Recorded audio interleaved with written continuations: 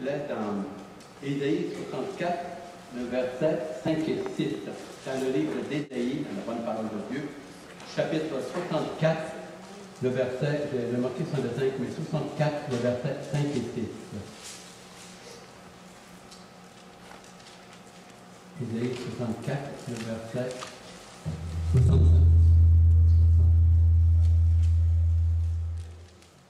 Le verset 65 et le verset 6, Ésaïe 64. Alors, si vous avez des feuilles, vous prenez des notes, des références. Vous n'êtes pas obligé, mais ça pourrait être une belle habitude pour référer de nouveau ou vérifier ce que je dis, si c'est exactement le plus possible selon les Saintes Écritures. C'est ce qu'on veut, c'est la parole. Alors, il a dit, nous sommes tous devenus comme un objet impur, ça c'est le prophète Ésaïe, qui se regarde le peuple d'Israël, et vraiment là, et tous nos actes de justice sont comme un vêtement pollué, un peu comme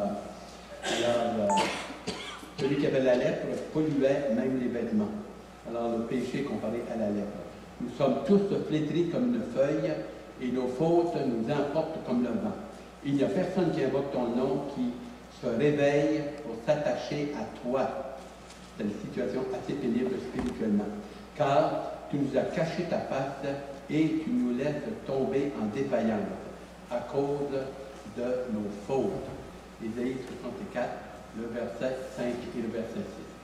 Alors je me demandais s'il y aurait dans l'Assemblée un homme ou une femme, un homme ou une fille qui aimerait ouvrir le mot de prière sur ce passage et préparer nos cœurs, l'Assemblée, moi-même, et que l'Esprit Saint puisse toucher nos cœurs ce matin. Alors, un volontaire dans la prière pour préparer la voie sur la prédication. Seigneur Dieu, si ces paroles pouvaient s'adresser à Israël, très certainement que nous n'avons pas. Nous avons les bafoués, la justice est attaquée, la personne est remise en cause. Seigneur Dieu, oui, nous avons besoin de l'Évangile, nous avons besoin de revenir à la vérité qui nous a interpellés, qui a permis que nous soyons transformés par toi. Bénis le message de notre Père, accompagne-nous, Seigneur, remplis-nous de ta présence, de ton esprit, travaille dans nos cœurs, sois le puissant messager de la grâce dont tu nous as manifesté à tous les épreuves dans notre vie. Merci, Seigneur. Amen. Amen. Alors, ce passage est une référence qu'on retrouve dans Romains chapitre 3, 12 à 14, pour ceux qui prennent une note. La question, alors qu'on veut ouvrir un peu ce matin, c'est qu'est-ce que l'Évangile? C'est-à-dire, écoute, je vais poser la question à quelqu'un, on a dit l'Évangile, c'est les évangiles. C'est pas mauvais, mais une définition. Alors, qu'est-ce que l'Évangile? Et c'est ce que nous allons regarder ce matin. Et nous voyons que dans Ésaïe 59, le verset 1 et 2, alors il dit, ce sont vos péchés qui mettent une séparation entre vous et moi, en parlant d'Israël. Non, le bras de l'Éternel n'est pas trop long et pour nous atteindre ou pour nous pardonner et nous aimer, mais il dit, le péché fait un mur, une séparation. Une séparation. Et l'auteur ici dans Ésaïe 64, le verset 5 et 6 dit la même chose, comme dans Romains 3, 12 à 14 également. Qu'est-ce que l'Évangile? Résumé très simplement. L'Évangile commence par le péché, Genèse chapitre 3, et termine par le pardon et le jugement dans Apocalypse chapitre 20. Alors, l'Évangile, ça a à faire avec le péché et le pardon. Et tout le reste, alors entre les deux, qu'on peut ouvrir, comme c'est mentionné dans la prière, il y a Jésus-Christ, il y a sa venue, son incarnation, sa croix, sa mort, sa résurrection, et il nous offre un pardon. Il a pris notre culpabilité. Ça, c'est le cœur de l'Évangile. Il faut tenir à ça mordicule. Mordicule. Pour maintenant et pour toujours. Alors, nous allons voir brièvement quelques erreurs relatives à la présentation de l'Évangile. Quelques erreurs relatives à la présentation de l'Évangile. Eh bien, il y a des églises évangéliques, beaucoup d'églises évangéliques qui présentent la parole de Dieu avec une pureté, avec vraiment là, d'une manière se collant aux Écritures, au texte, y croyant, le prêchant avec amour, passion et compassion. Il y en a d'autres qui vont prêcher l'Évangile d'une manière mitigée, ça laisse à désirer énormément. Et il y en a d'autres que carrément ils se disent des groupes évangéliques ou évangélistiques. Et quand tu regardes et tu écoutes cela, à la télévision, dans les livres ou autres, eh bien, c'est vraiment, ça laisse beaucoup à désirer. Dieu, dans sa grâce et dans son amour, malgré tout, et ça, c'est renversant de la grâce de Dieu, malgré tout, alors, si c'est fait avec une foi, pour un certain groupe, avec une foi et, dans l'Évangile et en Jésus-Christ, eh bien, le Seigneur, malgré tout, dans sa grâce, sauve quand même pas mal de monde. Et ça, on peut le louer chaque jour. Chaque jour. A. Alors, A, B, C, D et F, là, vous avez A. L'Évangile aurait alors certaines erreurs qui se glissent, qui se propagent, ou qui est pris pour l'Évangile, et c'est un Évangile qui n'est pas vraiment là, dans sa pureté comme elle l'est, et qu'elle devrait être présentée. Alors, je ne dis pas que c'est un problème ici, mais quand on regarde le christianisme à la télévision, quand on regarde dans différents milieux, et de plus en plus, si vous regardez par exemple l'émission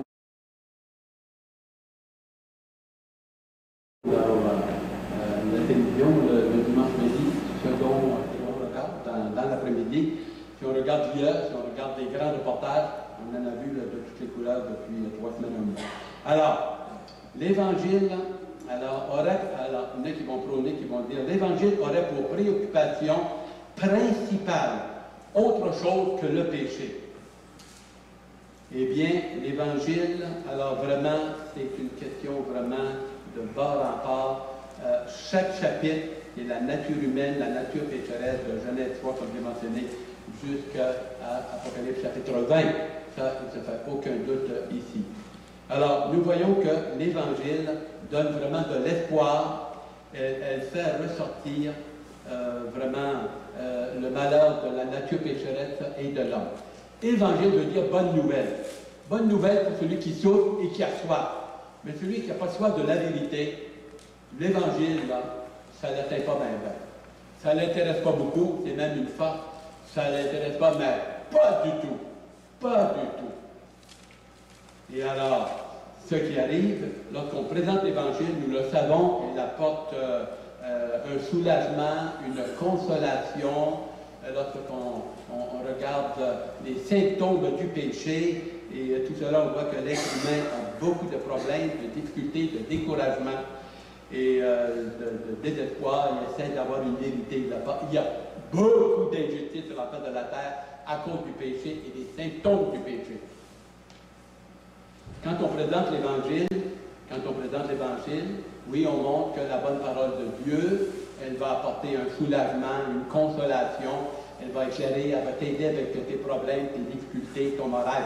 Oui, ça c'est vrai, ça c'est vrai, ça c'est vrai. Mais n'oubliez pas que même les inconvertis, très souvent, ou beaucoup, vont avoir de la joie, du bonheur, vont donner un sens à leur vie, vont embarquer dans toutes sortes de projets ou même faire du bénévolat, toutes sortes d'affaires.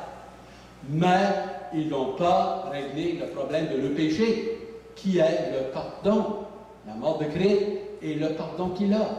L'Évangile, c'est le péché et le pardon. Tant que ce n'est pas réglé, tu peux t'étourdir dans toutes sortes d'affaires, toutes sortes de sports, dans toutes sortes de patentes, comme l'inconverti fait, que ce soit musique ou autre, il n'a pas réglé son problème de pardon. Chaque être humain a besoin de pardon. Ils sont séparés du pardon de Dieu. L'amour de Dieu veut leur aider, vraiment, et l'amour de Dieu veut les sauver, les amener à lui dans son cœur et sur son cœur. L'Évangile, bonne nouvelle. Quelqu'un qui souffre, qui a soif de vérité, il voit que ses péchés, sa nature, le monde alentour, il ne lui donne pas. Et c'est là, avec un cœur tendri, travailler, qu'on a pu voir hier au matin, comme dans mon cas, ton cas, le sien, et chacun de nous qui est né de nouveau, nous avons cela. Il est dit dans Jean 17, le verset 1 et 2. Je vous invite à tourner. Jean chapitre 17, le verset 1 et 2. Alors, déjà, nous avons lu ce passage. Et c'est un passage vraiment qui montre de l'amour de Dieu. Or, la vie éternelle, c'est qu'il te donne, l'Éternel, c'est qu'il te connaisse, toi seul et celui que Dieu a envoyé. Jésus-Christ. Jésus veut dire Sauveur et Christ, le oint, celui que Dieu a mis à part, qui a donné un mandat, le Messie, pour payer pour nos péchés. L'Évangile, dans sa pureté, c'est une personne et un sauveur pour des personnes qui, travaillées par l'Esprit de Dieu, dans quelques moments, se voient perdues à la lumière de Dieu, et non pas à la lumière d'une religion, d'une secte et des hommes.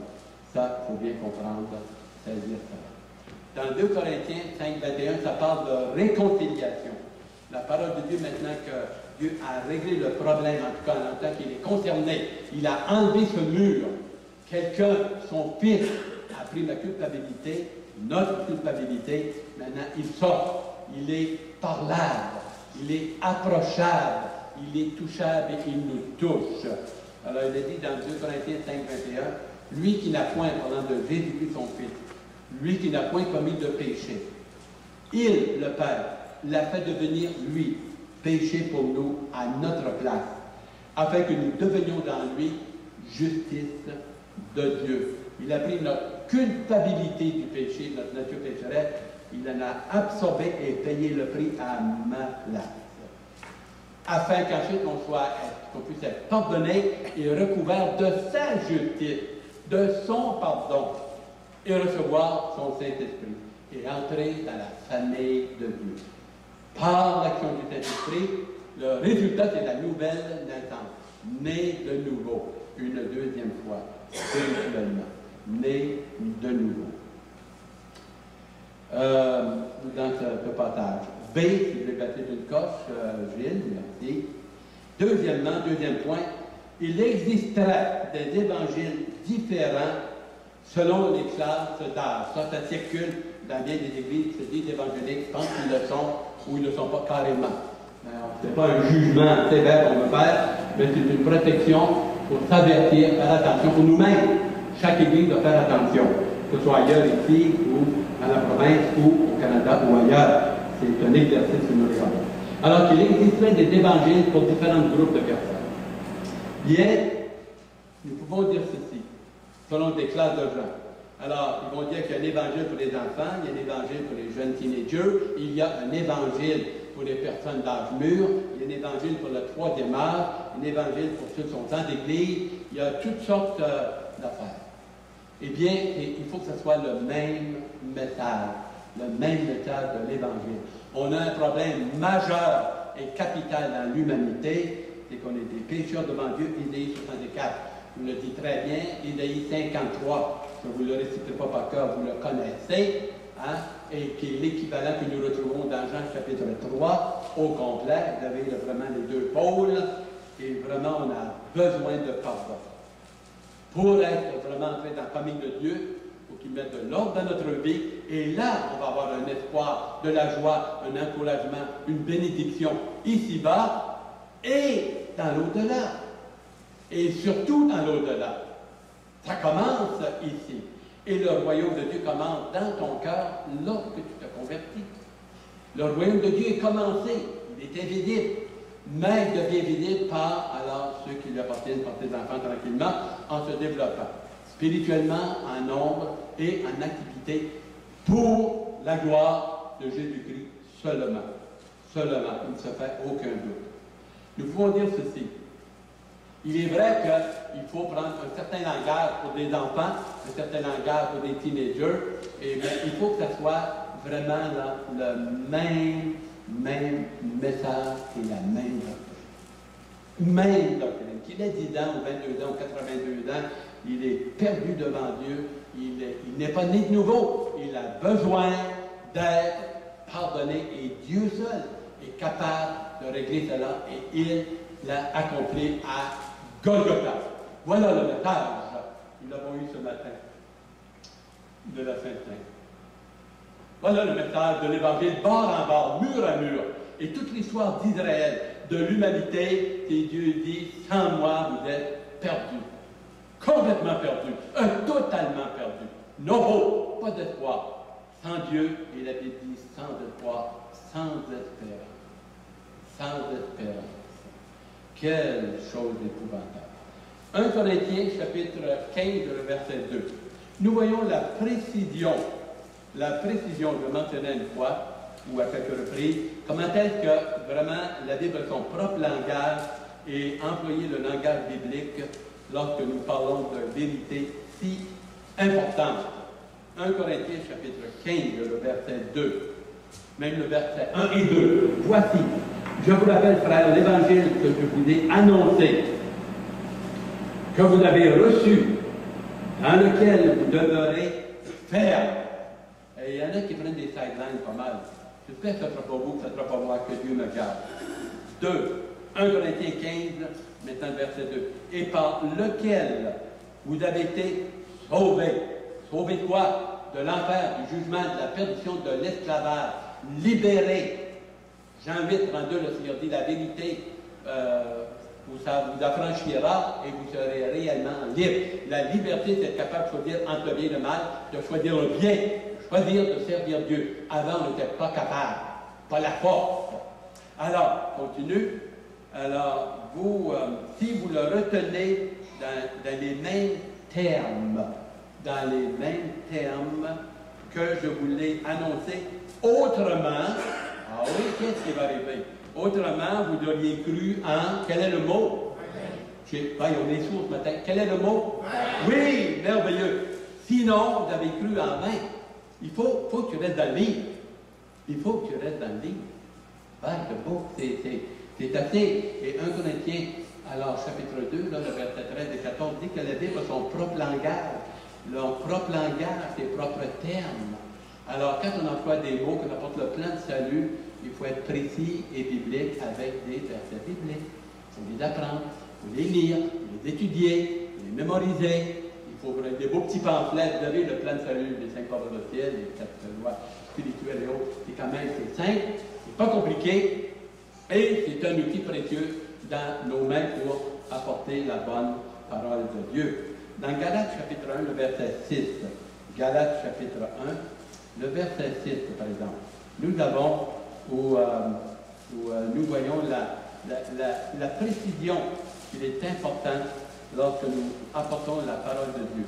Alors, Paul a vu souffrir de cela les enfants de Dieu à travers les âges, et alors c'est un avertissement, un conseil d'amour.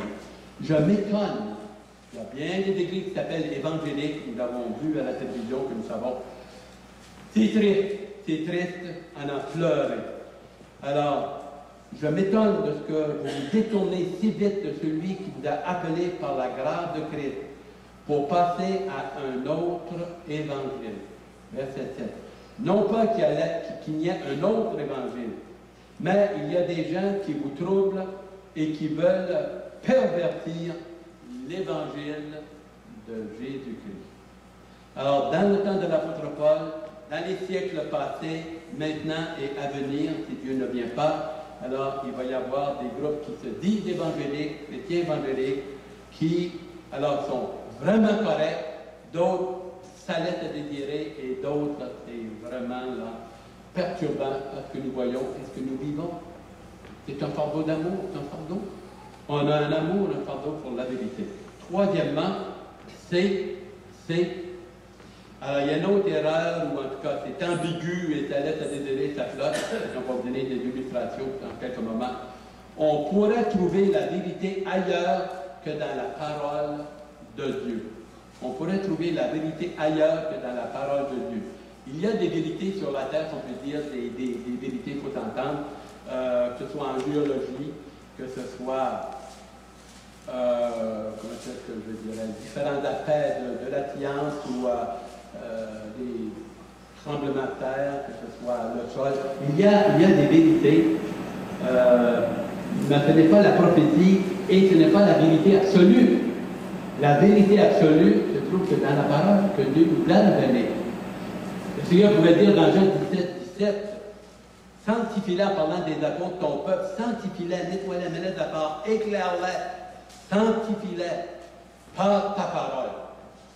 Ta parole est la vérité. Ta parole est la vérité. Sanctifie-les par ta parole. Nous voyons que Paul a dû se débattre, l'apôtre Paul, avec cette question de vérité absolue et de la fausse doctrine, ou toutes sortes d'histoires de philosophie là, à bric-à-brac qui sortaient dans ce temps-là.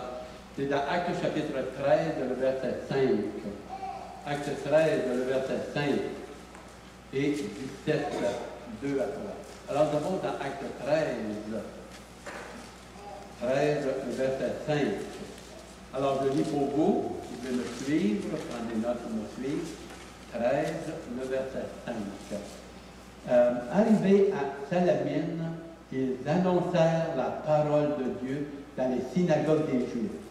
Ils avaient Jean comme auxiliaire. Ils annonçaient la parole de Dieu dans une synagogue. Il faut le faire, hein, mais ils le faisaient avec courage, avec passion, avec amour, soutenu par le Saint-Esprit. Chapitre 17 du livre des Actes, le verset 2 et 3.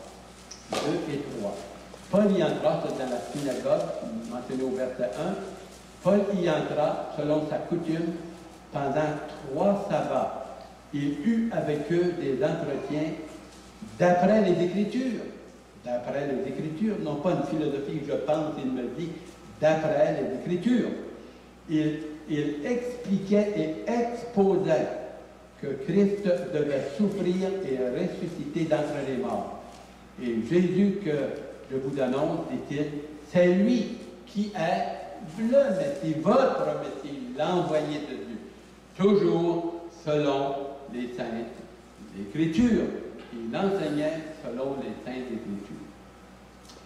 Ensuite, on passe à D. Ils vont prendre des notes à D. Alors, nous voyons que l'histoire de la vérité absolue, c'est des choses terrestres de ce monde. Il y a des faits, il y a des dates, il y a bien des choses dans différents domaines que nous développons. On n'est pas contre cela. Mais quand on parle de vérité absolue, quand on parle du spirituel, de l'au-delà, de l'état de la nature pécheresse, ce n'est plus mathématique, ce n'est plus biologique, ce n'est plus psychologique ou émotionnel, il faut que ça soit la vérité biblique absolue. Je crois que c'est votre cœur, nous sommes comme cela, vous êtes comme cela, et je sais que je prêche à des enfants de Dieu nés nouveaux ce matin. J'espère que c'est tous, peut-être qu'il y a quelques-uns qui ne l'est pas, je ne sais pas, je ne suis pas votre juge, mais vraiment c'est un langage que nous, on comprend, qu'on peut dire Amen. D.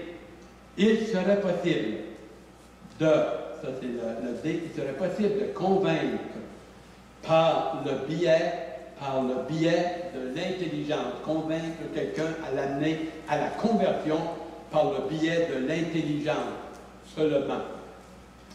Bien, on ne sera pas sauvé par un beau langage, par une philosophie ou par l'intelligence humaine. Soyons clairs là-dessus. Il n'y a aucun doute possible. Aucun doute possible. Dans 1 Corinthiens 1, le verset 20 à 23, je n'ai pas mentionné sur la feuille, vous pourrez prendre note. Alors, Paul dit, alors les Grecs cherchent des miracles, les Juifs veulent la philosophie humaine, et Dieu alors a semblé bon dans sa sagesse de vraiment venir chercher l'être humain, vraiment quelque chose de faible, de compréhensible, de bien ordinaire. Il a choisi des choses folles, des choses viles, et vraiment bien ordinaires de l'être humain pour confondre les sages et les gros vols et ceux qui se pensaient au-dessus de Dieu. Il est dit dans les Proverbes, l'insensé dit dans son cœur, il n'y a pas de Dieu. L'insensé dit dans son cœur, il n'y a pas de Dieu. Vous voyez, si tu s'en vas selon la chair, la nature humaine seulement, c'est de la folie. Alors, nous avons ici quelque chose d'assez fantastique. Ça se trouve dans Jean 16, 8 à 11. La conversion est l'œuvre du Saint-Esprit seulement. Seulement. Jean 16, 8 à 11. L'œuvre du Saint-Esprit seulement. La conversion. Oui, je vais apporter le plan du salut, la vérité, avec amour, avec des mots bibliques, avec un langage précis, avec calme, modération. Malgré tout cela, je peux me ramasser qu'il n'y a pas de conversion, même si j'ai fait mon possible il faut absolument le travail du Saint-Esprit. Jean 16, 8 à 11. Et quand il sera venu, en parlant du Saint-Esprit, le verset 7 le mentionne, et quand il sera venu, il convaincra le monde de péché, de justice et de jugement. De péché parce qu'il ne croit pas en moi. Ça prend le travail de conviction du Saint-Esprit qui enlève le voile de ma pensée, de mon moi, de ma philosophie, de mon incapacité, brise mon orgueil. Ça prend le travail du Saint-Esprit absolument.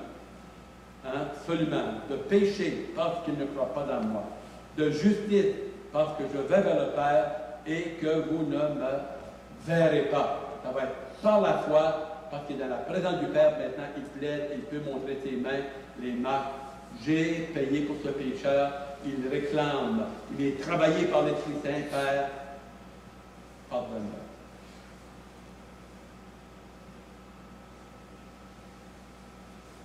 Troisièmement, le jugement, parce que le prince de ce monde est jugé.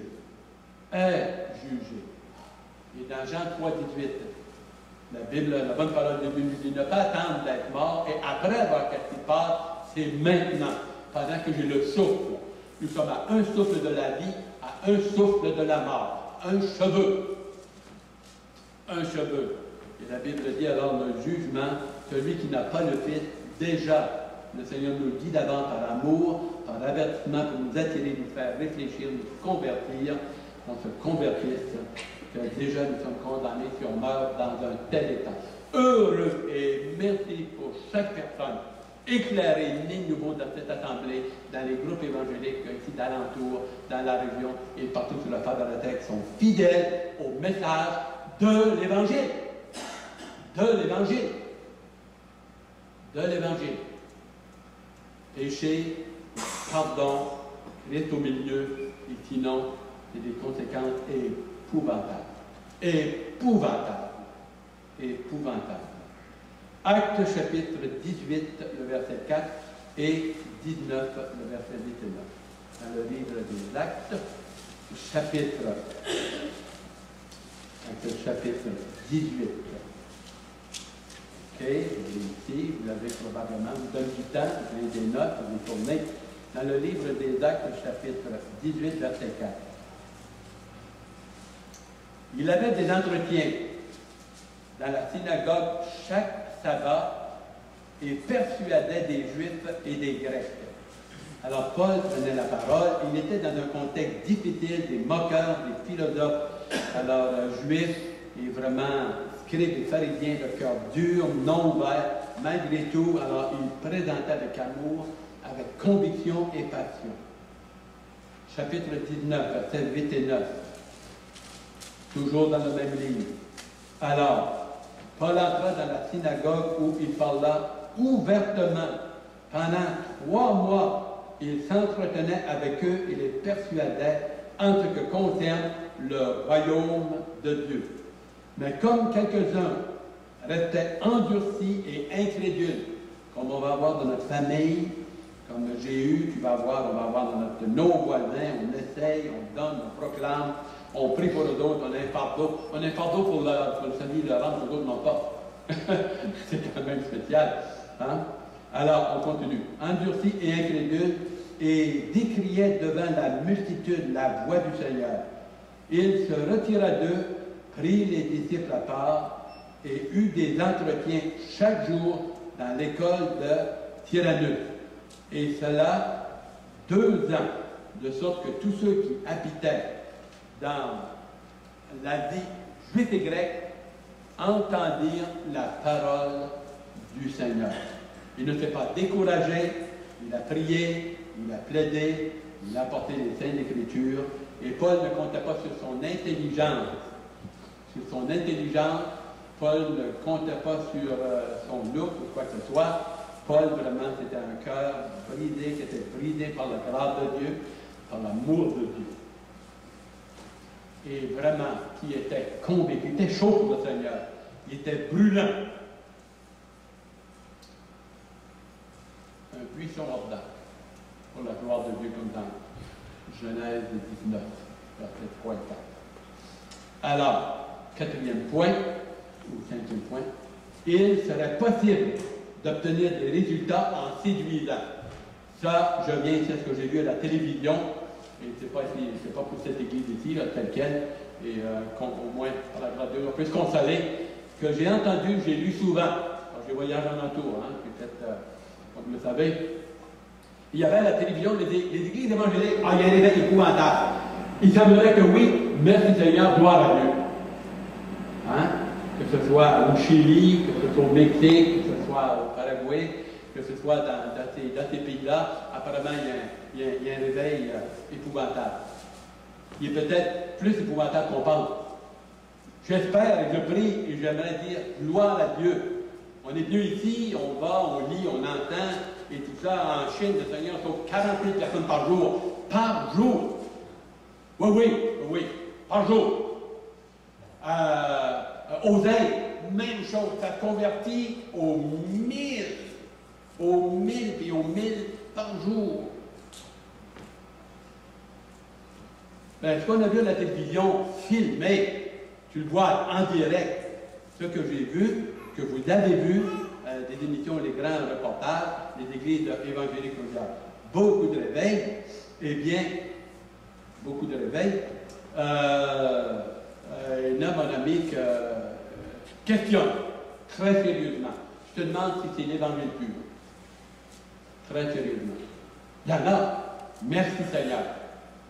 Il y en a qui parlent de, mon ami, il y a même des églises pour les riches, que si vous donnez, Dieu va doubler financièrement.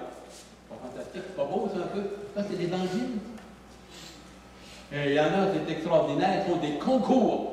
Les concours, ils vont même offrir des voitures ou des trophées à la fin d'un mois. Les églises qui ont eu le plus d'assistance durant le mois. Boost up pour augmenter l'assistance de leur église. Oui, c'est leur église. Il est là le problème. Et c'est peut-être pas l'église du Seigneur. Je devrais raconter ce que Spurgeon, moi je l'avais aimé, un punché. Il y a un type qui rit, mais il était fait à bras, un gros kit, mon ami, dans un train de Spurgeon. Monsieur Spurgeon, c'est vous qui m'avez sauvé. Oui, puis il s'apparaît pour ça. C'est vous qui... Et c'est fantastique. C'est un ampleur. C'est un ampleur. Il y a quelqu'un, un mercredi soir, il y a quelques années, il est allé en Chine, il est allé à 7 h du matin dans l'église, il y avait 1000 personnes. 1000 personnes, 7 h du matin. Il nous l'a dit en bas. J'étais là. J'étais ici quelques-uns, une dizaine d'années. 3 ou 4 mois plus tard, un autre missionnaire est allé au même endroit. Il y avait à peine 100 personnes. J'espère que ce qu'ils disent, qu'il y a 40 000 personnes par jour, mais ça changera un pays. Vous ne pensez pas? Qu'est-ce que vous pensez de ça? Hey, multiplie ça par un an ou deux, là. Tu te ramasses avec des millions de personnes. Ça change un pays, ça. Mais il semble qu'il y a de la corruption au bout. Mais il semble qu'il n'y a pas de fruit. Peut-être qu'il y a un évangile qui laisse à dire. Peut-être. Colossiens 2, le verset 4. On avance, on a presque terminé. Colossiens 2, le verset 4. Je vous dis cela afin que personne ne vous trompe par des discours séduisants. Séduisants.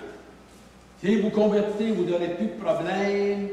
Ça va être la richesse, les guérisons 13 à la dizaine. C'est pas malin, mon ami, c'est un évangile du succès, de la guérison et de la fortune. Présentement. Et ils sont sous la couverture des églises évangéliques. C'est top. C'est dur à prendre. Il est dit dans Timothée 4, versets 1 et 2, où il est question de doctrine de démon. Doctrine de démon. Et le démon peut se déguiser en ange de lumière, il dit dans 1 Corinthiens. En ange de lumière. En ange de lumière. Dernière référence, il existera des stratégies pour aboutir à des conversions. À des conversions, des stratégies. Ça se promène ça, dans les églises aux États-Unis, que ce soit en France, que ce soit dans différents pays. Ben, on peut dire ceci. L'apôtre Paul ne fonctionnait pas avec des stratégies, avec toutes sortes de patentes à gugus et toutes sortes d'affaires. Il prêchait la parole de Dieu avec l'âme, avec amour, à genoux, dans la prière, avec conviction, avec un cœur en flamme. Par amour pour Dieu, de l'amour de Dieu, par l'amour pour la vérité et dans la vérité. Et en passant, il n'était pas capable de séduire, en tout cas, avec son look, laissez-moi vous le dire. Parce que dans Galates, chapitre 4, versets 13 et 14, il dit, vous m'avez accueilli et vous n'avez pas eu honte de moi à cause de son look. Apparemment, il découlait, ses yeux coulaient pratiquement constamment à cause de la vision qu'il avait eue dans Actes chapitre 9 et qu'il avait eu comme des cailles. Et il a vraiment été complètement guéri de ça. Il dit, j'étais pour vous. Et il faudrait presque le lire parce que c'est puissant. C'est puissant. Galates, chapitre 4, versets 13 et 14.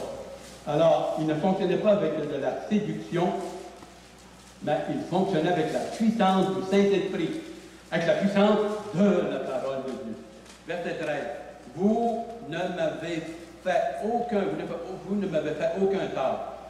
Vous le savez, ce fut à cause d'une maladie que je vous ai, pour la première fois, annoncé l'Évangile et mis à l'épreuve à cause de ma chair. Ah oui, c'était quoi ton problème?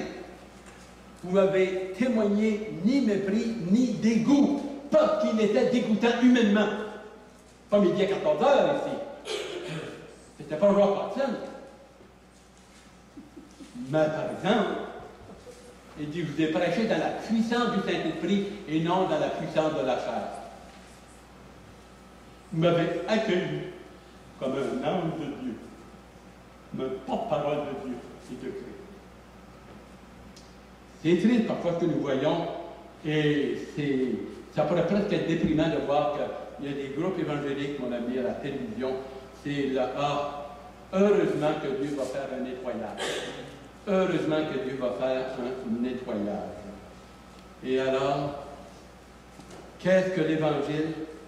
C'est un pécheur qui a absolument besoin d'être pardonné. Acte 3, 19, repentez-vous et convertissez-vous, afin que vos péchés soient pardonnés, et qu'un temps de rafraîchissement vienne de la part du Seigneur. Restons collés dans la parole de Dieu, avec la parole de Dieu, avec un langage biblique et avec une vie qui correspond et avec des fruits. Fidélité à la parole, fidélité dans la prière au Seigneur, fidélité à l'église locale, fidélité à mes serments que je fais. On fait serment à Dieu dans des façons, on s'engage devant Dieu, soit d'aller du mariage ou autre, après ça, tchoup, on part. C'est une farce. Une farce. C'est valeur et notre cœur saint. Prêche la parole en tout temps. Prêche la parole. Prions. Alors, bien-aimés sauveurs, nos cœurs sont courbés devant toi.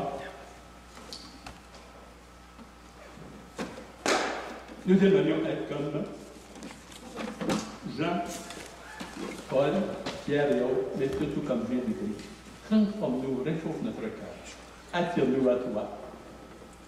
Tu as examiné notre vie, notre foi, notre amour, notre engagement est vraiment collé près de toi, avec toi et en toi. Et que toute la gloire, la loi te revienne, dès maintenant et à jamais. Et le peuple de Dieu répondit, Amen.